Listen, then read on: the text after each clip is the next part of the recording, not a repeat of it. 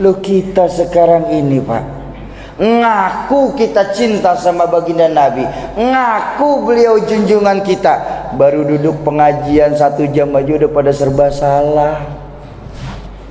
Entar ke kiri, entar ke kanan. Ada yang terasa kesemutan, kakinya dilurusin. Bu, maaf sebentar mau ngelurusin kaki.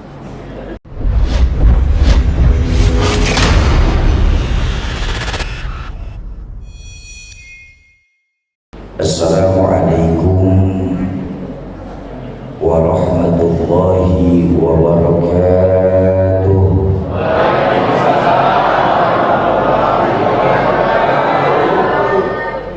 Alhamdulillahilladzi khalaqal mauta wal hayata liyabluwakum ayyukum ahsanu amalan. Wassalatu wassalamu ala sayyidina Muhammadin al-Mustafa wa ala alihi wa ashabihi ahli sidqi wal wafa, amma ba'd. Yang saya muliakan para alimin ulama, para asatiz dan ustazat, para hujjaj, nenek mama cerdik pandai, wabil khusus imam rawatib masjid Baitul Arish, yang tanpa mengurangi rasa mulia saya tidak dapat saya sebutkan satu demi satu. Mudah-mudahan Allah panjangkan usia guru-guru kita dalam ketaatan kepada Allah Subhanahu wa Ta'ala. Yang saya hormati para tokoh-tokoh masyarakat, segenap pengurus Masjid Baitul Arish, Ketua Yayasan Kita Peduli Berbagi, abang saya Al-Mukarram Ustadz Ikram, bapak-bapak, ibu-ibu jamaah ma'asyiral muslimin dan muslimat, para calon penghuni surganya Allah yang dicintai Allah Subhanahu wa Ta'ala. Alhamdulillah, ini putaran terakhir kami dalam rangkaian safari dakwah mewujudkan cita-cita satu rumah satu Al-Quran. Saya dan Yayasan Kita Peduli Berbagi kemarin sudah muter-muter sampai ke Bangkinang, kemana? Rohul, sampai ke Rokan Hulu. Berangkat Kamis, mulai start acara Jumat, sampai sekarang alhamdulillah sudah di Pekanbaru. Jadi kondisi pas-pasan sekaligus kangen sama orang rumah. Ya, iya Bapak-bapak, ibu-ibu jamaah ma'asyiral muslimin dan muslimat yang berbahagia. Begini, langsung masuk gigi 2 saja dah. Sekarang ini banyak orang bisa memberi contoh, tapi sedikit orang yang mampu menjadi contoh. Memberi contoh mudah, tapi menjadi contoh jauh lebih susah. Itulah sebabnya kenapa Allah menyuruh kita ini mencontoh baginda Nabi. Beliau seorang sosok yang komplit dan kompleks. Komplit, kompleks. Beruntung kita sama Allah disuruh nyontoh baginda Nabi. Kenapa? Saya tidak bisa bayangkan Pak, kalau di Pekanbaru kita disuruh sama Allah nyontoh malaikat.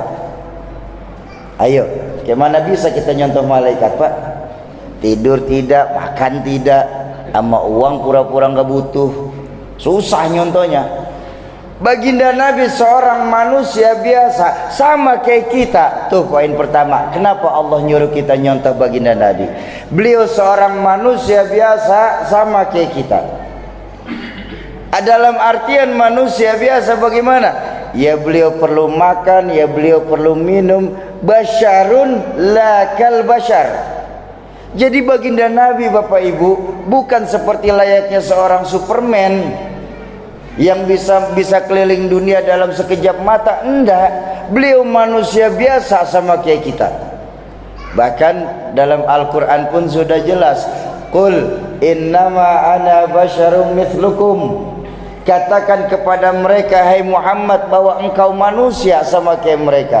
Jadi kalau ada manusia disuruh mencontoh manusia, ini ajaran yang paling masuk akal. Dalam artian manusia begini dah, yang enak pakai contoh. Kita manusia biasa di sini tidur apa enggak? Tidur. Baginda Nabi pun seorang manusia biasa, beliau pun perlu tidur.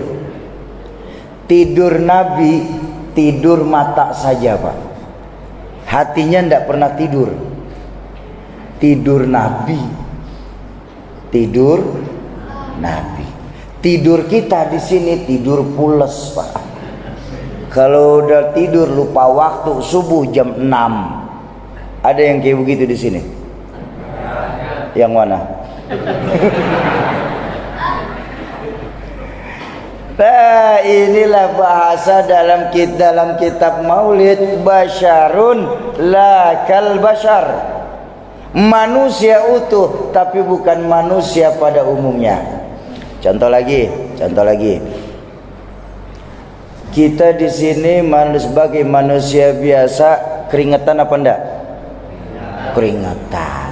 Pasti keringetan. Baginda Nabi pun seorang manusia biasa Pak, beliau pun berkeringat. Keringat Nabi wangi, bau minyak kasturi. Padahal waktu itu belum zaman parfum dan tidak ada sejarahnya Nabi pakai parfum. Betul Bu? Betul Bu? Keringat Nabi, keringat kita udah rasain masing-masing, nggak usah disebut lah Pak, malu lah. Contoh lagi biar mantep. Kita manusia biasa berludah apa enggak? Berludah. Baginda Nabi pun seorang manusia biasa, beliau pun berludah. Ludah Nabi obat. Ludah Nabi. Belum apa-apa Pak Haji, udah ketawa aja. Loh kan ada kisahnya Pak Haji. Ketika baginda Nabi lagi diuber-uber sama kafir Quraisy, berdua dengan sahabat Sayyidina Abu Bakar. Begitu mau masuk ke dalam gua, ditahan sama Sayyidina Abu Bakar. Sebentar ya Rasulullah. Mau ngapain? Saya mau bersihin gua. Memang kenapa? Saya khawatir ada hewan beracun yang bisa membahayakan engkau ya Rasulullah. Oh ya sudah, bersihin gua. Dibersihin gua sama Sayyidina Abu Bakar Bu. Lagi enak-enak bersihin gua, tangan Sayyidina Abu Bakar digigit kalajengking. Cetak, kaget Abu Bakar. Sayyidina Abu Bakar yang kaget, kenapa jadi bapak yang lompat sih? Orang lagi cerita Sayyidina Abu Bakar juga.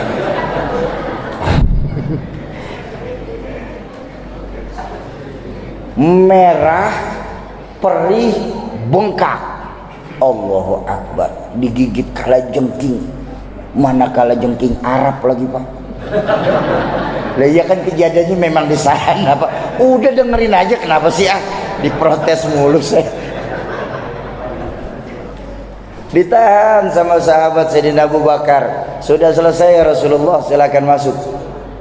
Masuk berdua nih, sahabat Sayyidina Abu Bakar dengan Rasulullah. Rupanya lama-lama sahabat Sayyidina Abu Bakar nggak kuat Pak, nahan sakit Pak.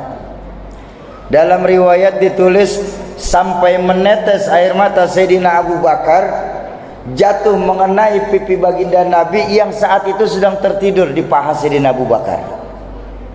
Ketetesan air mata baginda Nabi kaget. Beliau bangun bertanya kepada Sayyidina Abu Bakar, "Ya Abu Bakar." "Labbaik ya Rasulullah." "Ma baluka ya Abu Bakar." Pakai bahasa Indonesia aja ya. Pakai bahasa Indonesia ada gampangan deh. "Kamu kenapa Abu Bakar?"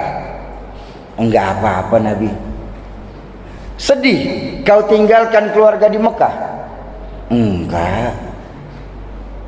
"Berat pindah hijrah ke Madinah?" "Enggak." Apa mungkin kamu lagi terbayang dengan harta benda yang puluhan tahun kau cari, kau tinggalkan di kota Mekah? Oh enggak Nabi, enggak, swear enggak deh. Lo terus kenapa kamu nangis Abu Bakar? Tangan digigit kala jengking Nabi. Ini mah perih masalahnya. Lalu kenapa enggak mau bilang dari tadi? Saya tidak ingin merepotkan engkau ya Rasulullah. Allahumma salli ala Sayyidina Muhammad. Coba tengok Bapak Ibu sekalian, akhlak seorang sahabat kepada baginda Rasul. Sudah jelas-jelas digigit hewan beracun yang bisa membahayakan nyawanya, masih ditahan sedemikian rupa karena tidak ingin melihat Rasulullah sedih dan susah. Loh, kita sekarang ini Pak, ngaku kita cinta sama baginda Nabi, ngaku beliau junjungan kita, baru duduk pengajian 1 jam aja udah pada serba salah. Entar ke kiri, entar ke kanan. Ada yang terasa kesemutan, kakinya dilurusin. Bu maaf sebentar mau ngelurusin kaki. Ini bukan di sini Pak, di sini di kampung saya banyak yang kayak begini. Di sini nggak ada Pak Haji yang kayak begitu. Di sini nggak ada, di kampung saya banyak ya Bu ya.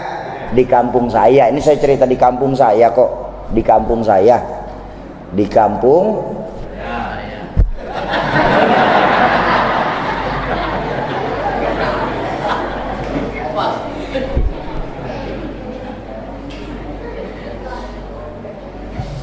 Mendengarkan jawaban Sayyidina Abu Bakar, baginda Nabi tersenyum. Beliau berkata, kamu ini ngerepotin apaan sih? Siniin tangannya.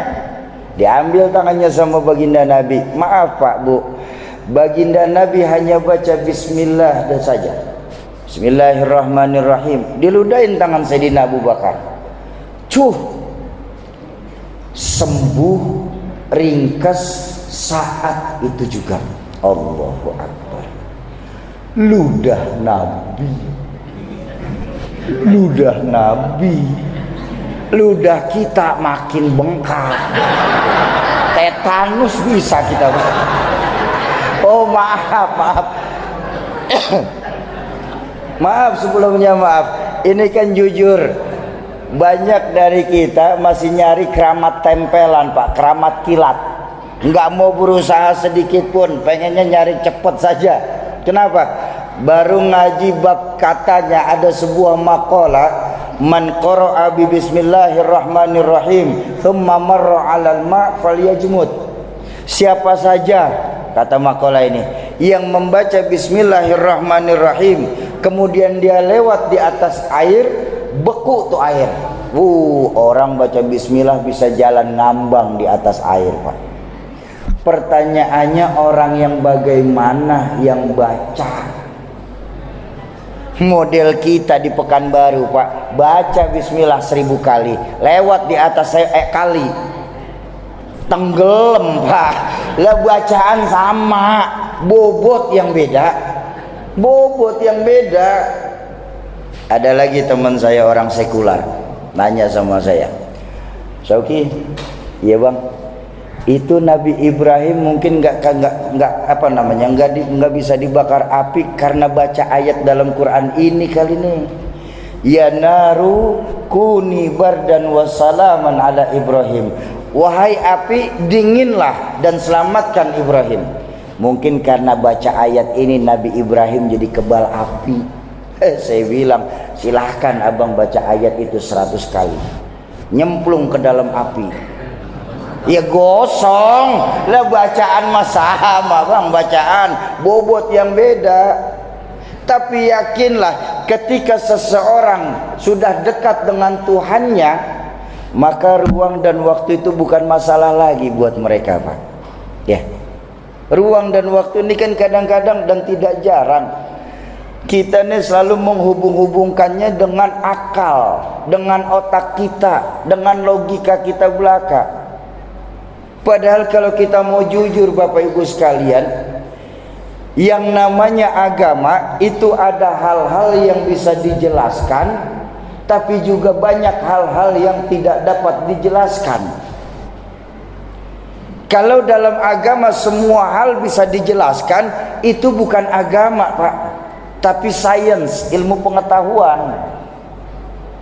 Pun kalau dalam agama semua tidak dapat dijelaskan, itu pun bukan agama tapi dongeng.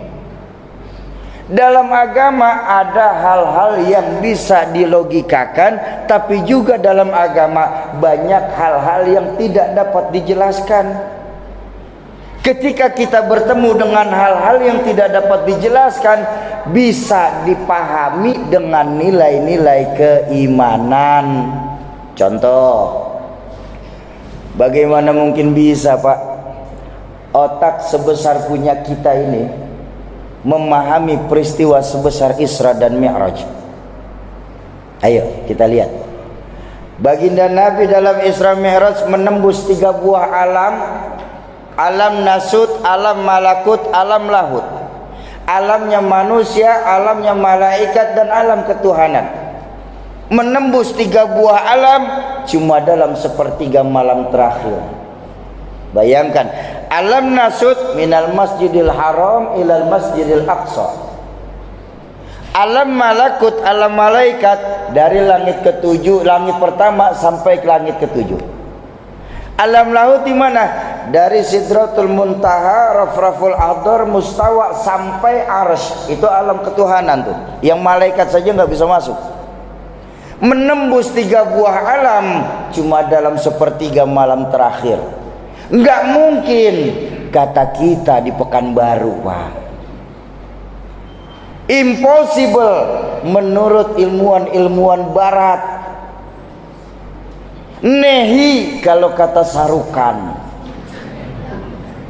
Tapi kita sering lupa, Bapak Ibu, bahwa Mi'raj ini maunya Allah. Ketika bertemu dengan maunya Allah, apa yang nggak mungkin buat Allah? Betul apa betul? Idza arada syai'an ayyakula lahu kun.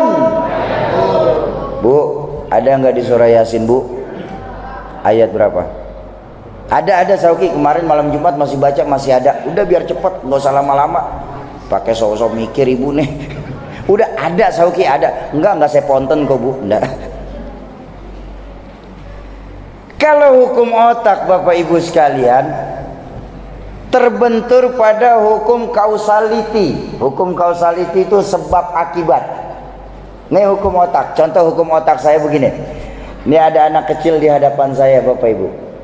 Otak saya bakal berpikir, ini kalau ada anak kecil pasti ada ibu, pasti ada bapak. Betul apa betul? Ibu bapak namanya sebab, anak namanya akibat. Gara-gara kerjasama yang baik antara ibu sama bapak, maka keluar anak. Itu hukum otak. Tapi kalau kita ikut hukum Allah, nggak mesti kayak begitu, Pak. Nabi Adam, ibu ndak ada, bapak ndak ada, Allah mau jadi Nabi Adam. Betul? Ayo, nggak mungkin bisa, Pak. Bahkan dengan teknologi yang paling mutakhir, diselidiki keberadaan Nabi Adam. Maaf, di sini otak mesti tahu diri. Itu bukan wilayah kamu, tak. Otak. Nabi Adam nggak ada ibu, nggak ada bapak, Allah mau jadi. Nabi Isa alaihi salam, ibu ada, bapak nggak ada, Allah mau jadi apa enggak? Jadi. Nggak bisa, Bu, dibicarakan dari kebiasaan masyarakat Pekanbaru. Kok Siti Maryam bisa hamil ya? Padahal Siti Maryam kan tidak punya suami. Oh maaf, Siti Maryam seorang perempuan suci. Beliau hamil tanpa suami disebut mukjizat. Apa namanya? Mukjizat. Sayang, banyak perempuan sekarang tidak mau kalah sama Siti Maryam. Di Jakarta, ini saya lagi cerita di Jakarta. Di Jakarta ini Pak Haji. Di sini Masya Allah ada.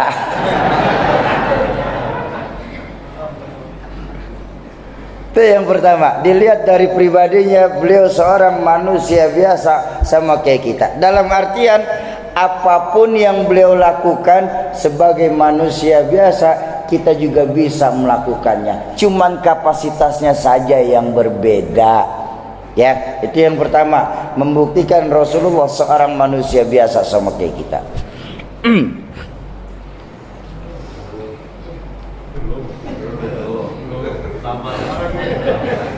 Iya sebentar, saya tanya dulu sama ketua.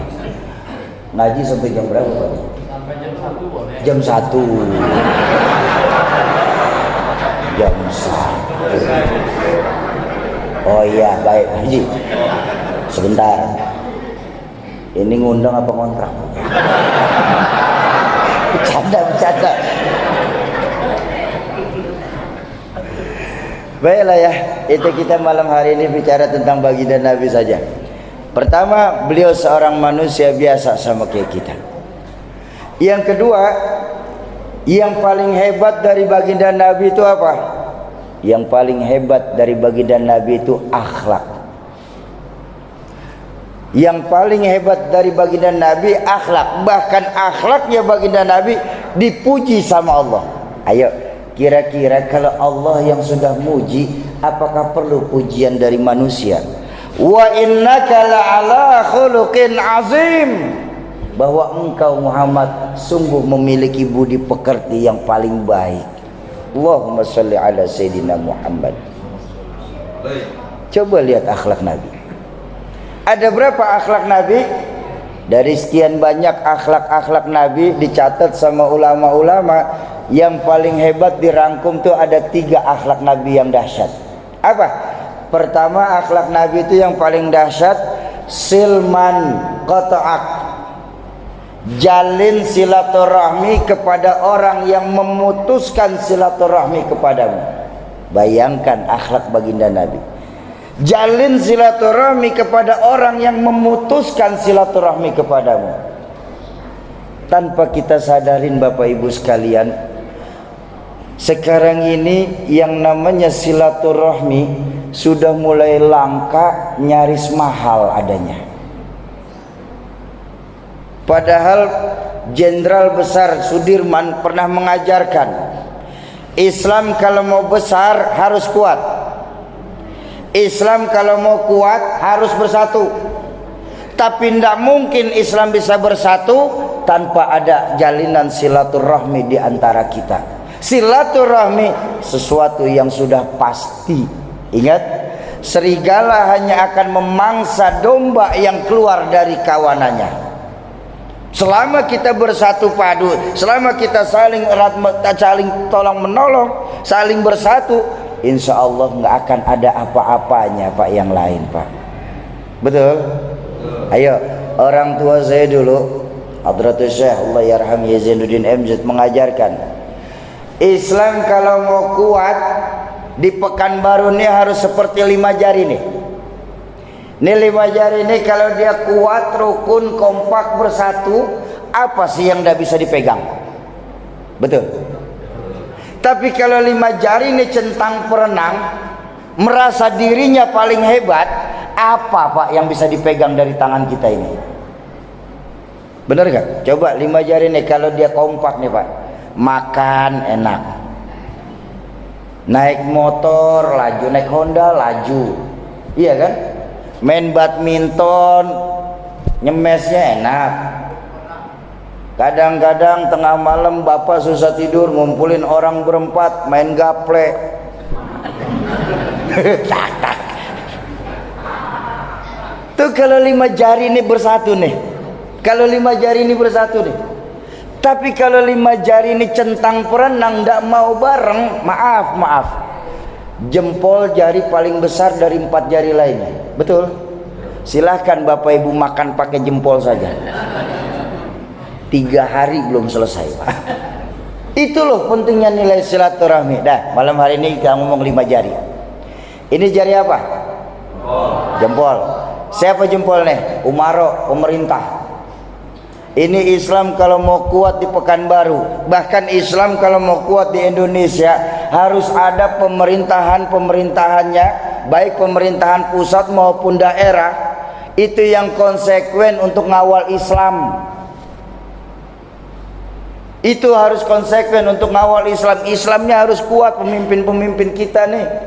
Makanya diistilahkan dalam itu jempolnya nih Pak. Ini kepala nih. Maaf sekali, kita nggak bisa tanda tangan urusan apapun kalau cap jempol sah jual beli. Betul apa betul? Lo ini loh, ini kreditasi Pak. Ini kreditasi, apaan saja kalau sudah diginiin sama pemerintah enak Pak. Diginiin nyungsep kita Pak.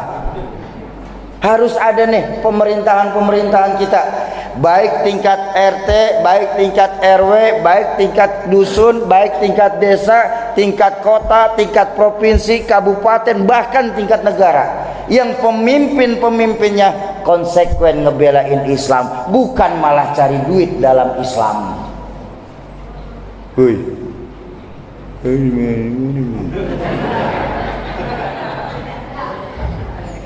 Tuh jempol, udah ntar gue ditangkap lagi. Tuh jempol. Ini jari apa? Telunjuk. Siapa telunjuk? Agnia, orang kaya.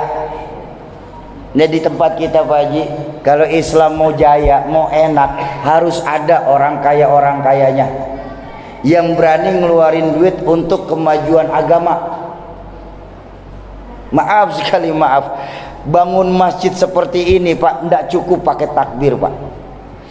Allahu Akbar, jeleng AC turun dari langit, enggak, kudu beli juga Pak. Harus ada orang kayanya. Ya, pengajian kayak begini harus ditopang dengan orang kaya Pak. Kalau cuma ngandelin jamaah payah.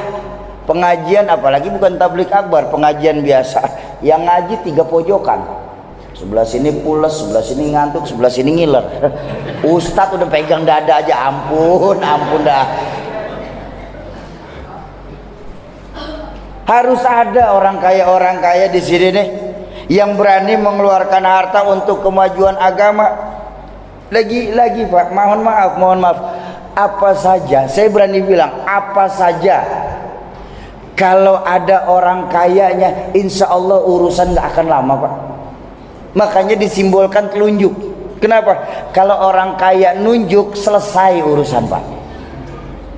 Pak Haji, nanti perpustakaan Islam dibangun sebelah sana ya.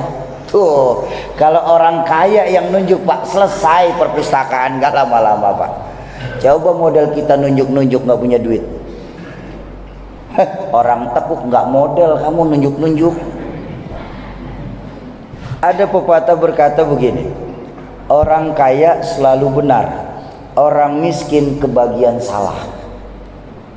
Karena pernah kejadian, ada satu orang kaya lagi kumpul-kumpul Pak di tengah orang banyak. Rupanya dia sakit perut, nggak sengaja keluar di angin kentut. Dut, Bapak sehat ya? Ya Allah, sehat dibilang tuh orang kaya.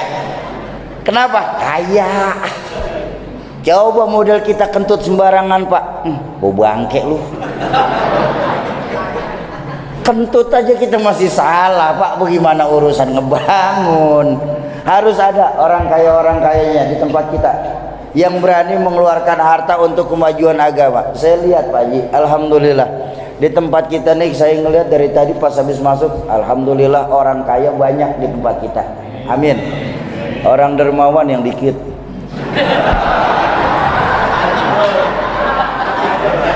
Loh,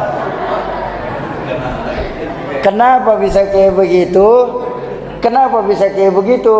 Karena kedermawanannya orang kaya merupakan satu mutiara yang sudah mulai diangkat oleh Allah. Dan kadang-kadang kita suka nggak yakin dengan janji Allah Pak Haji. Kenapa? Janji Allah dalam Al-Quran itu hak. Man ja'a bil hasanah falahu asyru amsalihha. Siapa yang berbuat 10 kebaikan, Allah lipat gandakan. Satu kebaikan, Allah lipat gandakan 10 kali lipat. Bayangkan, 1 berbalas 10. Tapi karena kita tidak yakin, sekarang saya tanya, tapi jawab jujur ya Pak ya. Nih kita main jujur-jujuran di masjid nih, mau? Baik. Ketika sholat Jumat kita ini kan berangkatlah kita sholat Jumat. Ya. Sholat Jumat, pada sholat Jumat enggak hari Jumat? Sholat. Yang sholat. Nah iya yang sholat. Yang kagak mah tidur. Sholat, baiklah. Masuklah kita ke masjid. Kebiasaan kita nih sebelum sholat, pas lagi sholawat, itu kan ada kotak lewat. Benar ya? Oke. Kita sadar Pak, di kantong kita ada duit 100, 50, 20, 10, 5.000 dan 2.000. Berapa yang kita masukin? Ayo jujur. Kita lupa Pak, 2.000 terasa besar di dalam masjid. Kita lupa itu harta kita sesungguhnya Pak. 100.000 ketika kita keluar dari masjid hilang saja bagaikan asap kendaraan bermotor. Ini yang terjadi sekarang. Kedermawanannya orang kaya mulai diangkat satu demi satu oleh Allah. Makanya untuk jadi dermawan belum tentu harus kaya.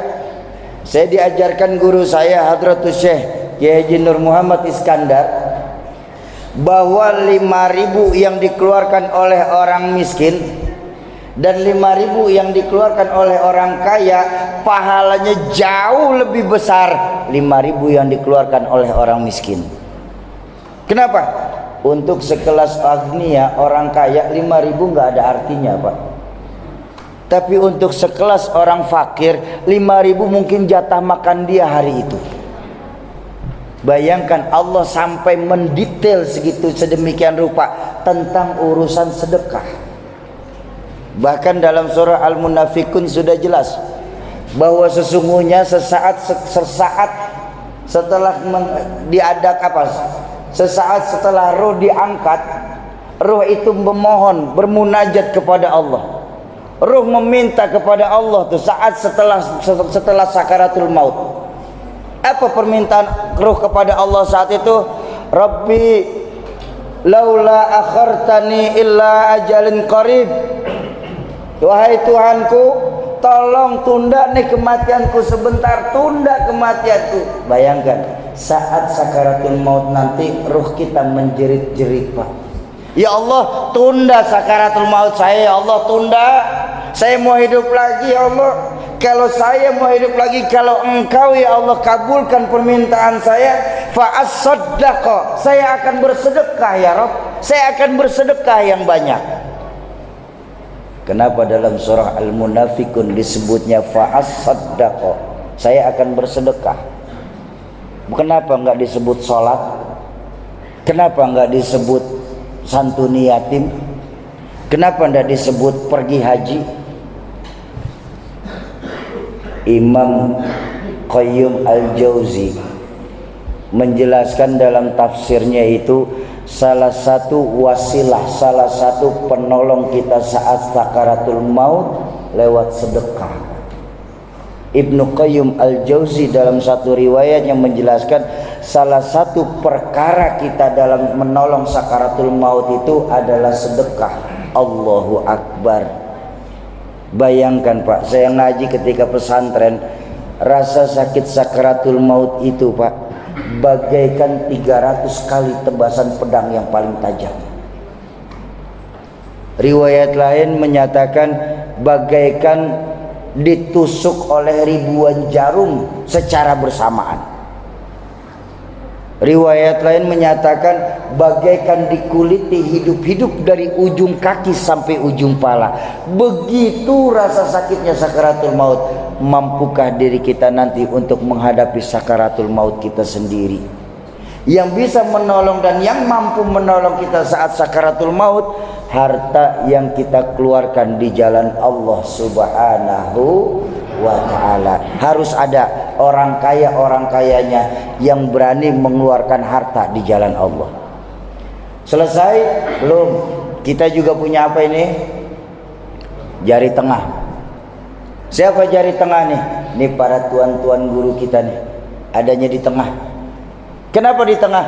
Ini jari tengah, jari yang paling serius Pak. Jari paling serius Pak. Nggak bisa diajak main Pak, jari tengah Pak.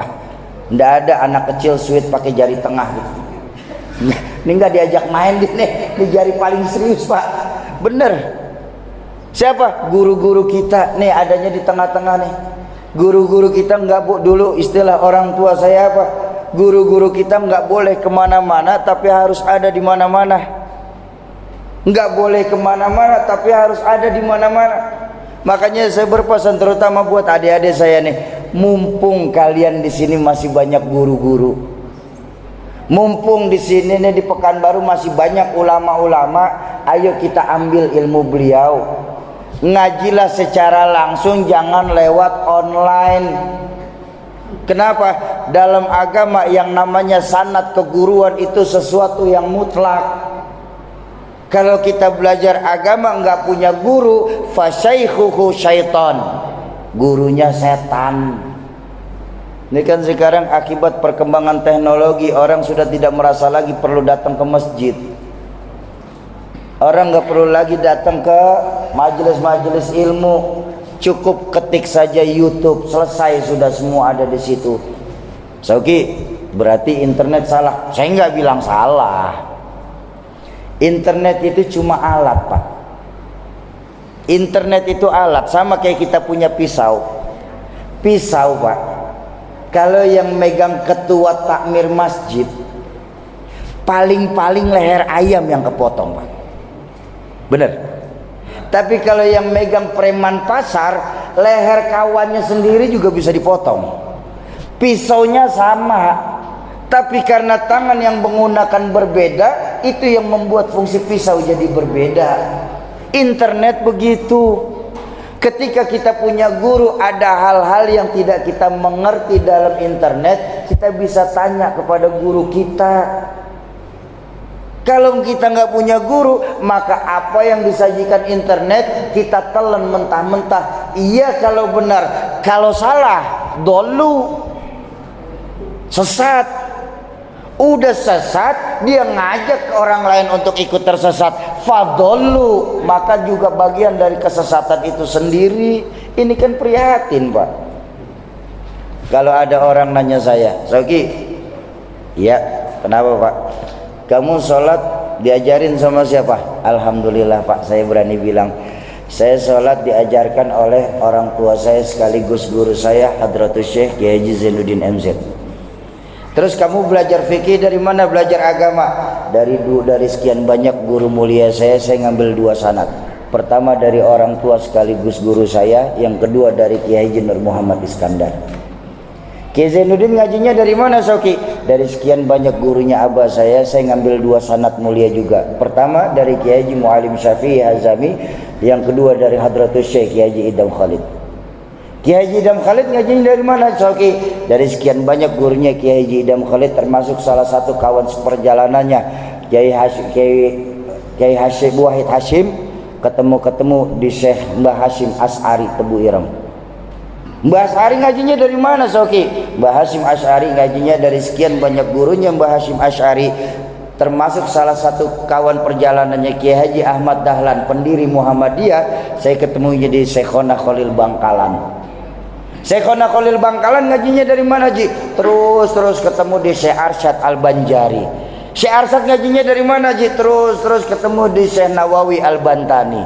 Syekh Nawawi ngajinya dari mana? Terus ketemu di Syekh Ahmad Dahlan Mekah. Terus ketemu sampai 4 mazhab utama, Imam Maliki, Imam Hanafi, Imam Syafi'i, dan Imam Hambali. Kebanyakan kita di Pekanbaru menggunakan mazhab Imam Syafi'i. Imam Syafi'i ngajinya sama siapa Sauki? Sama gurunya lagi, kalau ndak Imam Malik, Imam Waqi'. Di atas Imam Malik sudah ketemu di tabi'in yang ngajinya dari tabi'in Pak. Tabi'in ya dari sahabat ya dari nabi lah dari Jibril langsung dari Allah Subhanahu wa ta'ala. Sanad keguruannya mutawatir.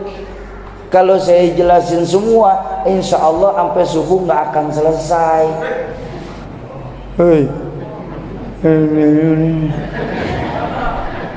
Suara udah kayak begini disuruh sampai jam 1.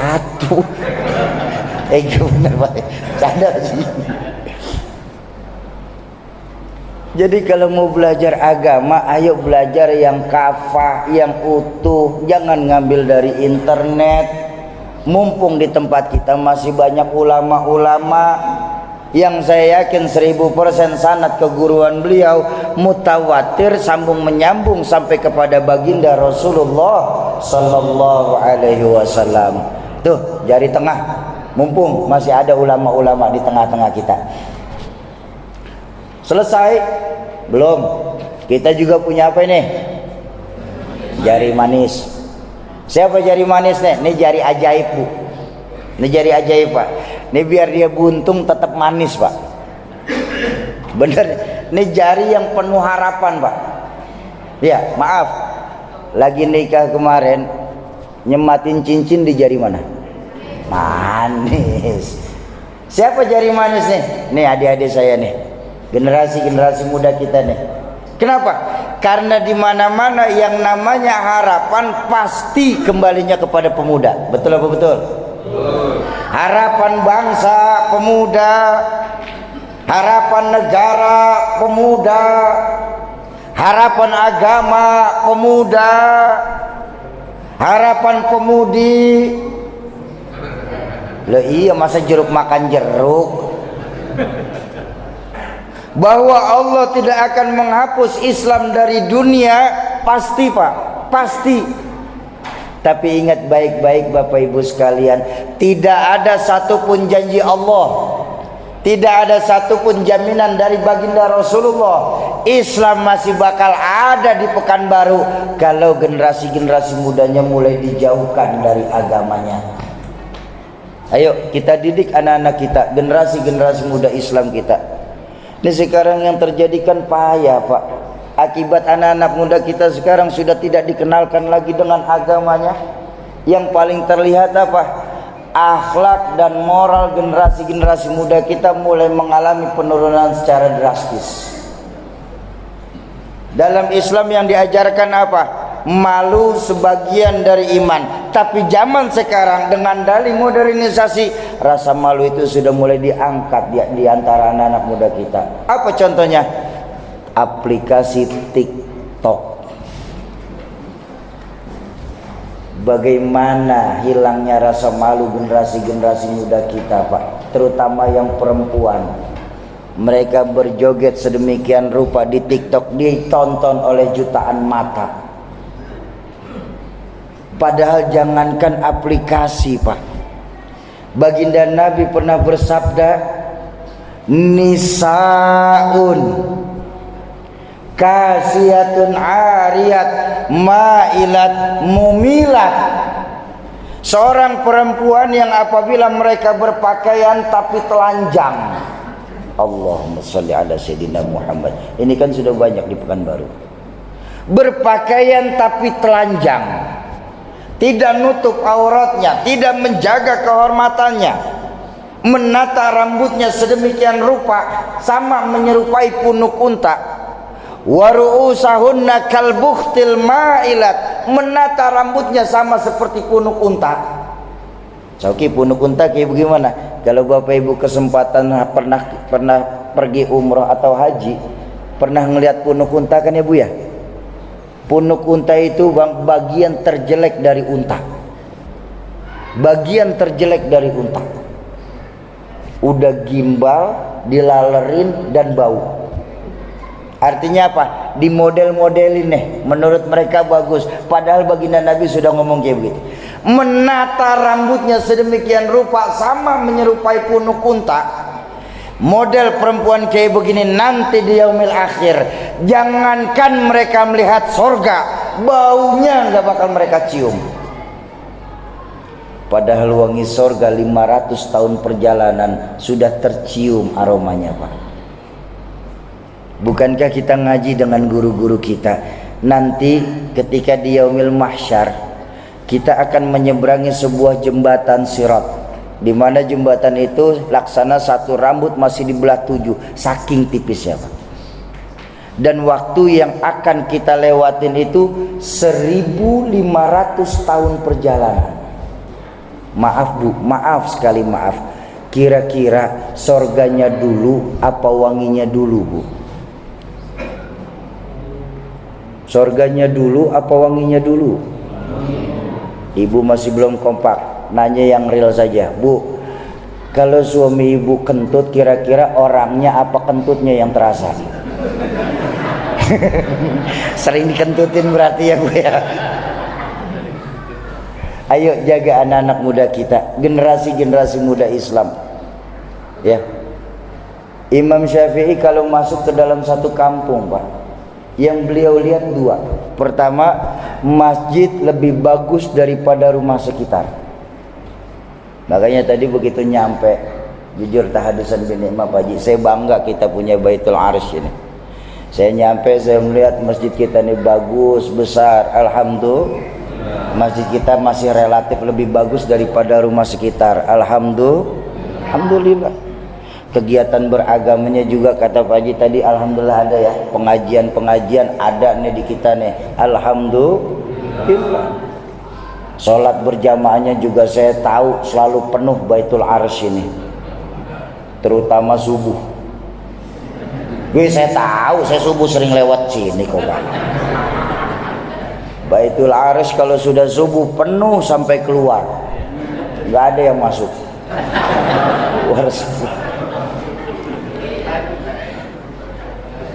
Ayo saya tanya sekarang, berapa banyak sekarang fungsi masjid dan musola yang ada di Pekanbaru ini Pak? Nggak ubahnya layaknya sebuah museum. Tahu museum? Museum itu ramai apa sepi Pak? Sepi. Apa museum fungsinya? Tempat penyimpanan barang-barang antik. Itu fungsi museum tuh. Sekarang ini yang ngisi masjid sama musola di Pekanbaru, tengok rata-rata 50 tahun ke atas. Barang antik udah. Nenyengir tapi mikir nih ya. Nenyengir tapi mikir nih. Imam Syafi'i ketika masuk ke dalam satu kampung yang beliau lihat dua, masjid lebih bagus dari rumah sekitar. Yang kedua apa? Anak-anak muda masih mau mengisi dan bermain di masjid ini. Kalau Imam Syafi'i masih melihat dua hal itu, senyum beliau lebar dan berkata dan memohon kepada Allah, alhamdulillah ya Allah, kau masih bakal lama Islam masih ada di kampung kita ini. Tapi tengok sekarang masjid-masjid kita sudah sepi dari kegiatan anak-anak muda. Makanya saya berpesan buat segenap DKM, kalau besok ada anak-anak kecil masuk ke dalam masjid, biarkan saja, tidak perlu diomelin. Lalu baginda Nabi sendiri ketika lagi sholat fardu, Sayyidina Hasan Husain naik ke pundaknya, apa beliau marah? Lebih mulia mana kita sama beliau? Anak-anak kecil kita biarin mereka senang masuk ke masjid dulu, selesai itu baru diarahin. Tapi berapa banyak masjid-masjid yang ketika anak kecil ini bercanda di dalam masjid, mereka suruh keluar. Efeknya apa? Mereka marahin, mereka suruh keluar. Efeknya mereka jadi jerak dan kapok masuk ke dalam masjid. Ini yang bahaya Pak. Jangan dibilang kami nggak khusyuk sauki sholat kalau ada anak kecil. Latih khusyuk itu lewat sholat sunnah, bukan sholat wajib. Latih kekhusyuan kita dalam sholat sunnah, bukan di sholat wajib. Rasulullah, saya bilang tadi, Rasulullah ketika sholat fardu, ketika pada saat sujud, pundak beliau didudukin sama Sayyidina Hasan Husain. Beliau tunggu Sayyidina Hasan Husain bangun dulu dari pundaknya, baru beliau selesaikan sholat. Itu Nabi. Beliau nggak marah-marah, Husain main di luar masjid. Ini kan sekarang kenapa anak-anak muda kita malas masuk masjid Pak? Karena ada traumatik dalam pikiran mereka. Ketika mereka masuk ke masjid, mereka diomel-omelin sama takmir masjid yang terdahulu. Karena rasa trauma itu akhirnya apa? Mereka nongkrongnya bukan di masjid tapi di kafe-kafe sekarang ini. Biarkan memang waktunya mereka untuk bermain. Biarkan mereka timbul rasa cinta kepada masjidnya dulu. Baru setelah itu kita arahin, jangan langsung dimarahin. Karena biar bagaimanapun nasib Islam di Pekanbaru ini 10, 20, bahkan 100 tahun yang akan datang bukan di pundak kita, Pak, tapi di pundak anak-anak kita nanti. Bapak-bapak dan ibu-ibu jamaah ma'asyiral muslimin dan muslimat, para calon penghuni surganya Allah yang dicintai Allah Subhanahu wa taala. Itu jari manis. Terakhir apa ini? Kelingking. Ini baru jari ajaib, Pak. Ini baru jari yang paling ajaib nih. Ini biar kelingking kecil, Pak, tapi wilayah operasinya paling luas, Pak. Benar-benar nih. Ini jari ajaib loh, Pak. Jari yang paling melar kemana-mana, Pak. Ke kuping masuk, ke hidung muat. Kadang-kadang ayam susah bertelur. Kelingking. Siapa kelingking? Tuh, kaum perempuan nih. Kaum perempuan nih, kelingking nih. Makanya saya pesan sama bapak ibu, sama bapak-bapak saya nih di sini nih, Pak, nyaut apa?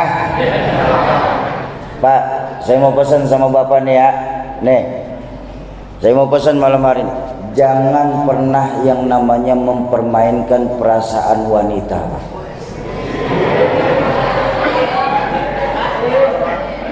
Bener-bener saya nih Pak ngomong, Pak. Kenapa? Karena Allah menciptakan kaum wanita ini sebagai makhluk yang luar biasa. Perempuan, Pak, biar badannya kecil, laki-laki segede apa ketelen, Pak. Pikirin, jangan dibayangin. Orang lagi ngomong.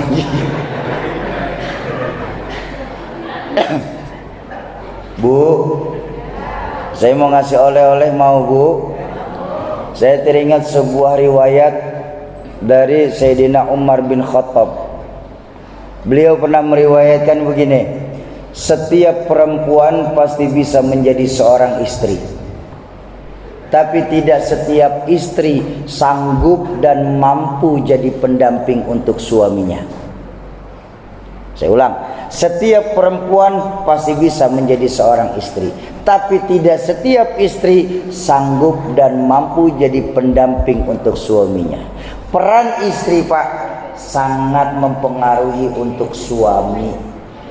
Suami yang polos dan lugu bisa jadi bajingan dan koruptor kelas kakap karena dikompor-komporin istri.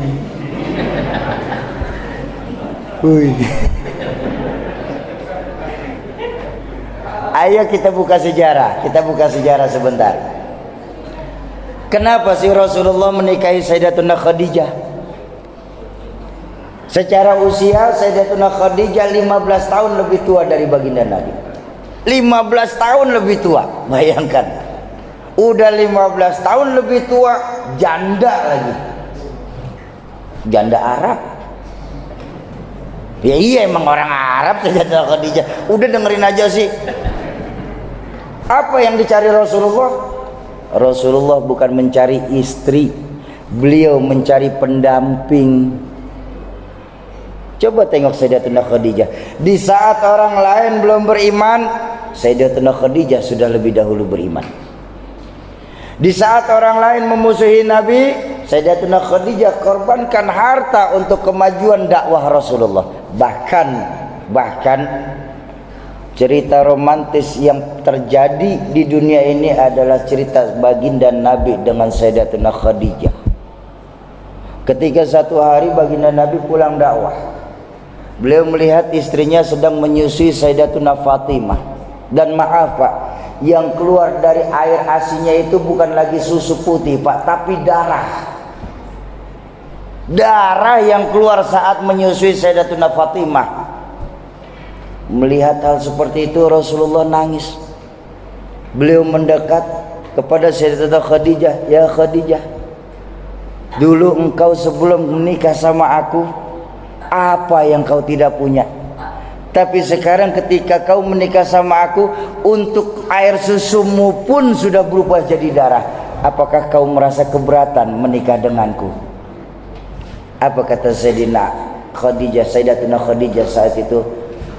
"Ya Rasulullah, ya zauji, wahai Rasulullah, wahai suamiku, kalaupun andai kata nanti saat aku meninggal, kau masih mau berdakwah, kemudian tidak ada harta benda yang kau punya, yang aku punya masih tersisa, kau ingin berdakwah keluar pulau, kau ingin berdakwah melewati laut, kau tidak punya apapun untuk menyeberanginya, silahkan kau kuburanku kau gali, kau ambil tulangku, jadikan perahu untuk perjalanan dakwahmu.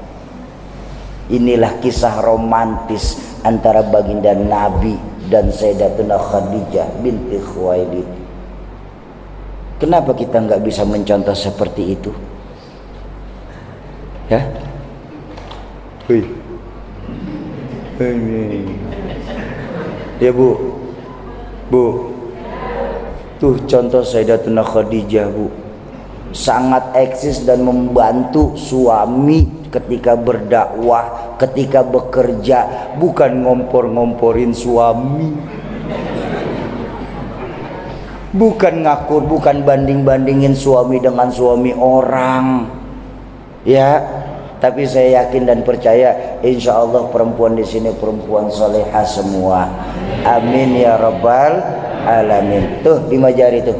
Kalau Islam pemimpinnya konsekuen, ulama agniyanya dermawan, kemudian ulamanya alim, anak-anak mudanya mau masuk masjid, dan perempuan solehanya, kalau semua 5 itu rukun kompak bersatu, apa Islam masih bakal lama di tempat kita? Amin ya rabbal. Sekarang dari 5 jari nih, dari 5 jari ini kita main ilmu anak kecil. Kalau orang Jakarta bilang sweet, apa di sini namanya? Sud. Sweet sama ya. Baik. Kita main ilmu sweet, masih ingat Pak? Bu, masih ingat Bu? Baik. Ini apa? Telunjuk, jempol. Jempol kalau ketemu kelingking kalah jempol. Ini jempol menang gede aja Pak. Lah ketemu kelingking kalah dia ya. Siapa jempol? Jempol siapa tadi? Umaro, pemerintah. Kelingking siapa? Perempuan. Oh lihat, buka sejarah, baca cerita Pak. Berapa banyak kekuasaan sering takluk dan tunduk di bawah kaki perempuan. Ini sejarah Pak. Permainan itu juga sejarah. Benar. Siapa yang dorong-dorong Nabi Adam makan buah khuldi sampai kita tercecer di Pekanbaru ini? Siapa? Kelingking. Kelingking. No, potongannya di belakang dong. Kelingking.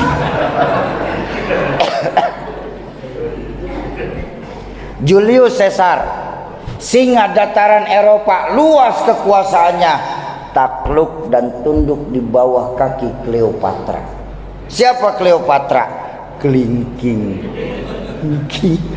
Makanya jangan macem-macem sama kelingking, ya Bu ya. Oke. Tapi anak kecil pun paham, kelingking ketemu telunjuk kalah kelingking. Siapa telunjuk? Orang kaya. Perempuan asal ngelihat duit lemes aja, lemes tuh.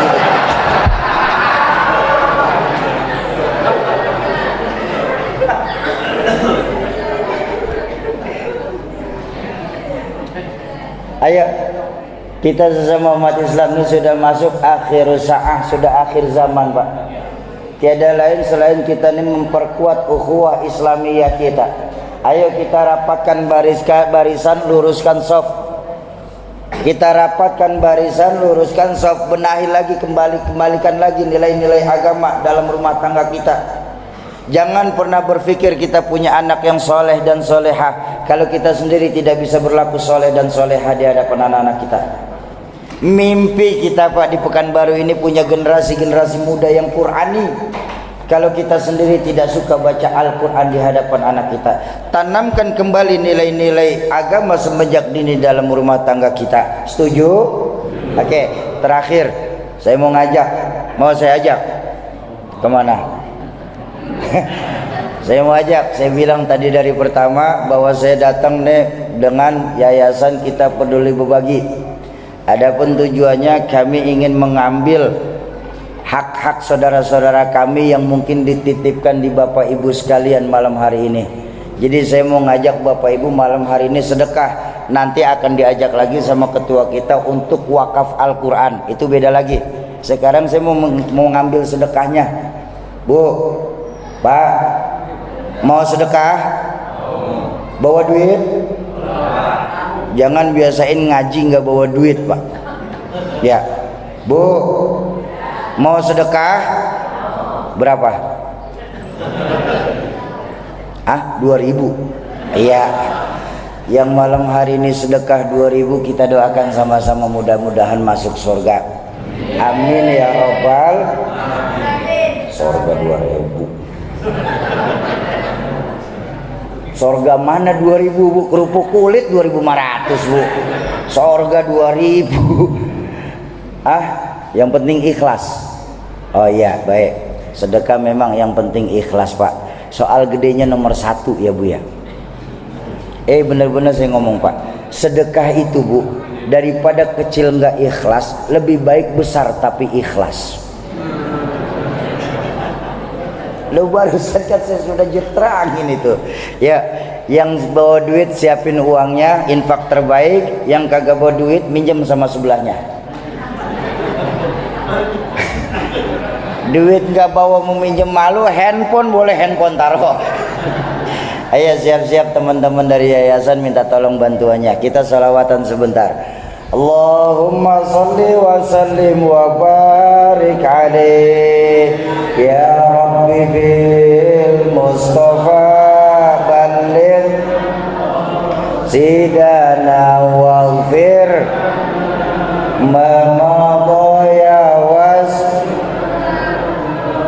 huwal habibul ladzi turja syafa'atuhu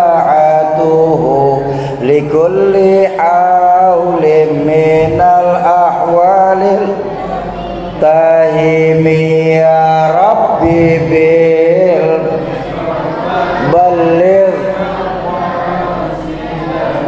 waghfir ya waz Muhammadun sayyidul qawnaini wa thaqalain wal fariqaini min urbi wa min ajami ya Rabb Mustafa balligh waghfir ya waz Allahumma salli wa sallim wa barik alaih. Bapak-bapak dan ibu-ibu, para calon penghuni surganya Allah yang dicintai Allah Subhanahu wa ta'ala. Baik ya, Bu, nanti guru saya Ustadz Ikram akan menjelaskan tentang bagaimana wakaf Al-Quran. Ini yang harusnya kita benar-benar jalankan, Pak. Baginda Nabi mengajarkan nawwiru buyutakum bitilawatil Quran. Hiasilah rumah kita, terangilah rumah kita dengan membaca Al-Quran. Bapak beli, Bapak wakaf 10, 20, 100 Al-Quran, bagus. Umpama Bapak malam hari ini wakaf 10 Al-Quran, berarti kalau hitungan satu Al-Quran 100, berarti ngeluarin duit 1 juta, betul? Bagus Bapak infak di yayasan kami 1 juta. Kenapa? Nanti ketika Bapak Ibu meninggal, kuburan Bapak Ibu terangnya pakai lampu neon. 1 juta, Pak, terang kuburan, Pak. 1 juta.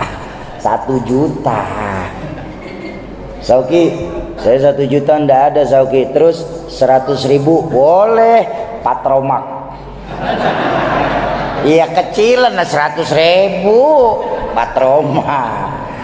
Oke, saya bawanya 20.000. Nggak apa-apa, Bu, lilin. Apinya goyang, Pak. Hati-hati jangan sampai kena angin. Oke, saya 2.000 pentol korek. Tapi lumayan 2.000 masih bisa ngusut-ngusut ya. Mudah-mudahan sedekah yang kita keluarkan, wakaf yang kita ambil malam hari ini sebagai penolong kita saat sakaratul maut nanti. Terakhir sama-sama kita baca suratul Fatihah. Kita tujukan kepada orang tua kita, guru-guru kita, keluarga, sahabat dan kerabat kita yang terlebih dahulu mendahulukan kita. Khusus manijtama'ahu nabi sababihim kulluh. Satul khas Walid Kiai Haji Zainuddin MZ. Mudah-mudahan wasilah Fatihah Allah lapangkan kubur orang tua kita. Allah jadikan kubur orang tua kita sebagai taman dari taman surga. Yang kedua untuk kita semua, orang tua kita, guru-guru kita, keluarga, sahabat dan kerabat kita yang malam hari ini sedang kurang sehat. Mudah-mudahan wasilah Fatihah dan keberkahan dari sedekah yang kita keluarkan sebagai wasilah diangkatnya penyakit sama Allah tanpa kurang satu apapun. Yang ketiga untuk kita semua yang hadir di majlis ilmu malam hari ini. Majlis ilmu ay majlis yustajabu fihi doa, majlis tempat diangkatnya doa. Mudah-mudahan wasilah Fatihah, keberkahan dari sedekah, keberkahan dari majlis ilmu, serta keberkahan dari yang membawa berkah baginda Rasulullah sallallahu alaihi wasallam. Yang sedang ada hajat, Allah percepat qabul hajatnya, Allah gampangkan segala urusannya, Allah luaskan rizkinya, Allah jadikan anak keturunan kita sebagai anak keturunan yang soleh dan solihah, serta Allah jadikan rumah tangga kita sebagai rumah tangga yang sakinah, mawaddah, warahmah. Ala hadhihi niyah wa ala likulli niyatin salihah wa ila hadratin Nabil Mustafa.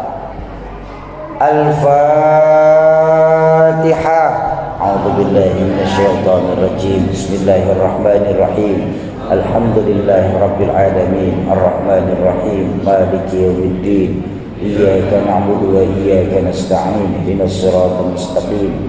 Siratal ladzina an'amta 'alaihim ghairil maghdubi 'alaihim waladdallin. Amin.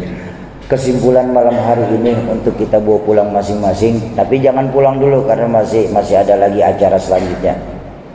Kesimpulan saya malam hari ini untuk kita bawa pulang adalah intan yang paling mahal, mutiara yang paling berharga itu nilai-nilai keimanan. Jaga iman kita baik-baik. Jangan cuma jaga Bapak Ibu, wariskan kepada anak cucu kita nanti. Tanamkan kepada anak-anak kita, nak, zaman boleh berganti nak, tapi keyakinan jangan sampai mati. Nah, masa silakan berubah nak, tapi akidah jangan sampai goyah nak. Mereka bertanya, memangnya kenapa mama?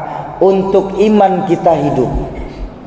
Dengan iman sekarang kita sedang berjuang, dan dalam iman nanti kita berharap kita bisa kembali ke hadirat Allah Subhanahu wa ta'ala. Kalau ada kalimat-kalimat saya yang salah, itu mutlak datangnya dari mulut saya yang bodoh ini. Mohon dibukakan pintu ridha dan pintu maaf yang sebesar-besarnya.